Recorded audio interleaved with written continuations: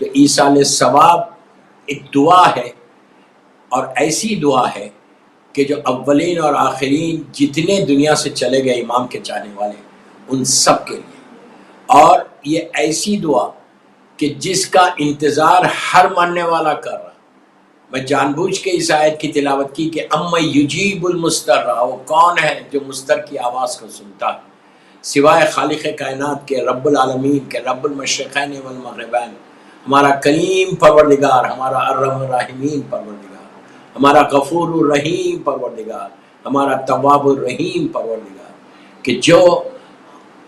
اتنا کریم ہے، اتنا کریم ہے کہ مرنے کے بعد بھی اگر توبہ ہو رہی تو اس کی توبہ کو قبول کر کے وہ کہتا ہے کہ میں ارحم الراحمین ہوں، میں رحم کر دوں گا۔ اور یہ ایصال ثواب، جو اس کی امپورٹنس کو سمجھو کہ اتنی بڑی چیز ہے، اتنی بڑی چیز ہے، ہمارے نگاہوں میں یہ کوئی بڑی چیز نہیں ہے۔ ایصال ثواب ہو گئی نہیں بابا، ہو گئی نہیں، یہ ایصال ثواب ایک ایسی چیز ہے کہ جب مرنے کے بعد کوئی انسان وہ محتاج ہو جاتا ایصال ثواب کے لیے، وہ محتاج ہو جاتا ہماری دعاؤں کے لیے، وہ محتاج ہو جاتا، بے چین ہو جاتا، انتظار کرتا کہ شاید کوئی میرے لیے تحفہ بھیج دے، میرے اوپر رحم کر دے۔ اسی لیے آپ دیکھو کہ آپ یہ مت بولو کہ باپ مر گیا 10 سال ہو گئے، 20 سال ہو گئے، گریو یارڈ میں پڑا ہوا ہے۔ آپ گریو یارڈ جب جاتے ہیں، لندن میں ہو، مینچسٹر میں ہو، دنیا کے کسی حصے میں، تو ہمارے پاس حکم کیا ہے؟ اس کے انٹرنس پہ کئی سلام لکھے ہوئے ہیں کہ یہ سلام پڑھو یا یہ سلام پڑھو۔ کچھ نہیں کر سکتے السلام علیکہ یا اہل القبور بولو۔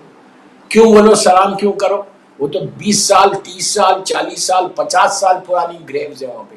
کوئی تازی گریو نہیں ہے کہ جو ابھی آج ہی آئی، کل آئی، پرسوں آئی، یہ نہیں، بلکہ 40 سال پرانے بھی ہیں۔ انڈیا پاکستان میں جو قبرستان ہے اس میں کتنے پرانے لحد ہیں، گریوز پڑی ہوئی ہیں، تو آپ جا کے وہاں پہ سلام کر رہے ہیں۔ سلام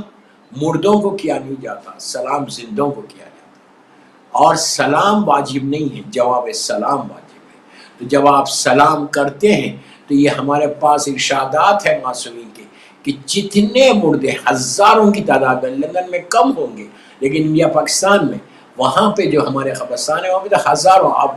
دوسری مثال وادی السلام کی لے لو، وادی السلام میں ہزاروں کی تعداد میں قبریں ہیں، ماشاءاللہ سب زیارت کریں نجف اشرف کی، اللہ ہماری زیارت قبول کرے اور بار بار بلائے اور وہاں کے حالات صحیح کر دے، اور جو نہیں گیا ہے زیارت کو جلد سے جلد مولا ہم سب کو زیارت نصیب کرے، میرے مولا مشکل کشا کی۔ تو وادی السلام میں جب آپ جاتے ہیں تو ہزاروں کی تعداد میں گریوز ہیں، سب کو آپ سلام، ایک سلام کر، جہاں پہ 2 نبی بھی موجود ہیں، سلام کر، سارے کے سارے آپ کو جواب دیتے ہیں، یا کیا کہہ کر علیک السلام، علیک السلام، ہر روح جتنے وہاں ہیں وہ سب آپ کو سلام کر رہے ہیں۔ اور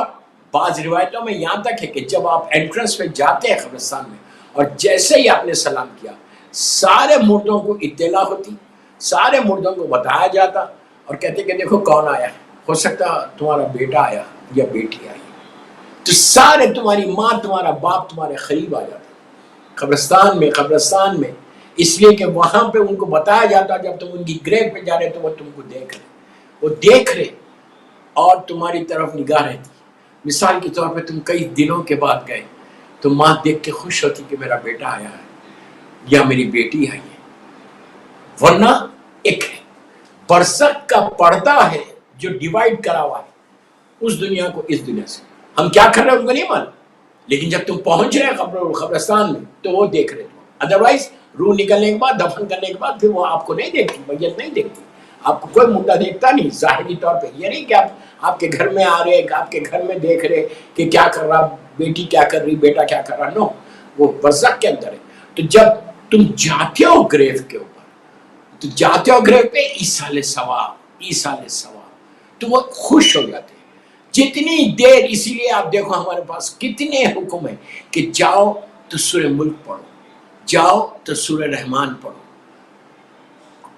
قرآن مجید کی تلاوت کرو، زیارت امام حسین پڑھو، یہ ساری چیزیں ہیں۔